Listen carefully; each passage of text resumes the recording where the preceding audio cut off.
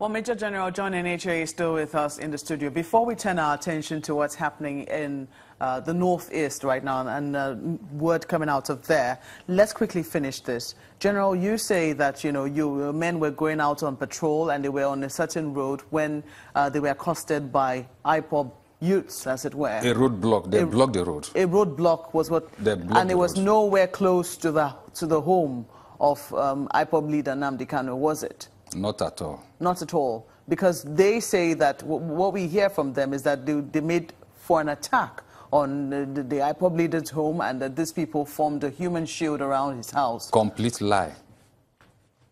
Do you have any pictures or any videos of, when your men are going out to, to conduct? Because these kinds of things, perhaps they could have seen that they could come. Yes. For major operations, we will have what we call combat camera. Mm-hmm. For internal, normal, routine operations like this, routine exercises, we don't carry it. But we have what is called combat camera. Is it something that you saw coming? Is it something that the military envisaged? No, it was not. It was not expected. Why? Because it was a normal thing for the FOB in Umuahia to go out for the normal exercise, patrol, and then come back to base. And these chaps just blocked the road and refused them access to pass through. So it was not, if it was something expected and, looked at from that angle, they would have gone out to their combat camera and captured it and then relayed it. So let's talk about what's happening in the Northeast now. We see that, I don't know, I'm sure you must have seen this investigation which some online mediums, I think, claim that they conducted, and that the military, the Air Force in particular, is accused of trying to prolong the war against Boko Haram by not hitting any targets and, hitting bases that are apparently empty. I will say that categorically their analysis was not true. It's not true, and I will straight jacket say that it's a lie. One, the army that is a lead agency for the Northeast operation does not operate in isolation. Let us now go back to as recent as 2015. All the areas that the army under Operation Lafia Dole ended up declaring cleared, declaring captured, declaring neutralized, were with the concomitant, the corporate effort of the Air Force after heavy bombardment of those locations. There was none that they did in isolation. This is against the backdrop of the fact that the Nigerian Armed Forces does not train as a single fighting force. We have what we call jointness in operations, jointness in every of our activities, right from the Nigerian Defense Academy.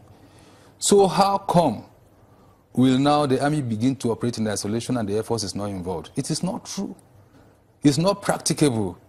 So I will say that the analysis that this group came up with, for two reasons, maybe lack of knowledge, and secondly, maybe to denigrate or underrate what the Air Force is doing for reasons best known to them. You said that there is no truth to it. No truth to it at all. We've been hearing about how the army, the Air Force has been bombarding Sambisa Forest for a while now, and we still hear that there are still Boko Haram elements. Initially, we heard that Boko Haram, Sambisa Forest has been flushed out of these militants, but then again we hear that they're back because they run away for a while and then they come back again. Is that what is happening? You see, these people also, they don't even know what is called the Sambisa Forest.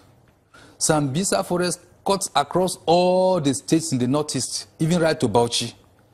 Sambisa Forest is not a spot. Sambisa Forest is not a village of 1 square kilometer, of 10 square kilometer, or 50 square kilometer even.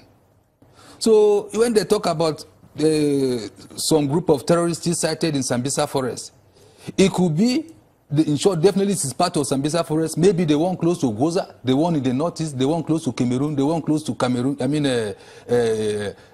Bauchi. It cuts across the whole of that area.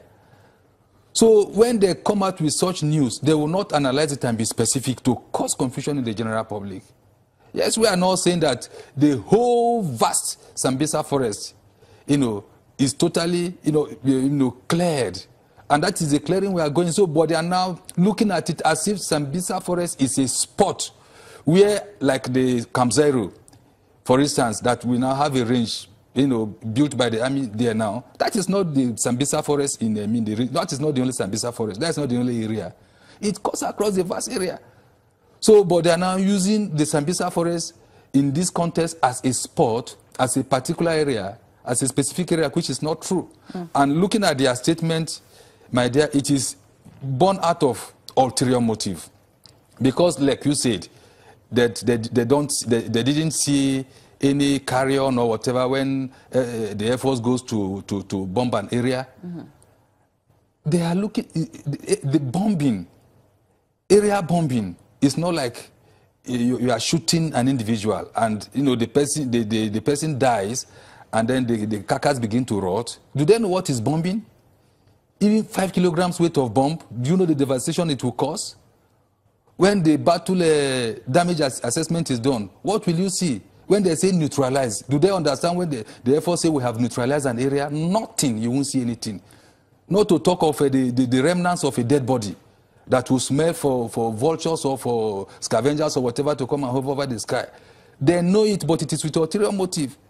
And I talk about, they say the Air Force does not go into Cameroon, Niger, or Chad to do that. Before 2015, I mean, we didn't have the corporate existence of a multinational joint task force. And if, as it were then, if Air Force was supposed to go to Niger or to Cameroon, they needed to seek permission. Before now, the army had issued a warning to some Borno elders that they were trying to prolong the fight against terrorism. Are you aware of that warning?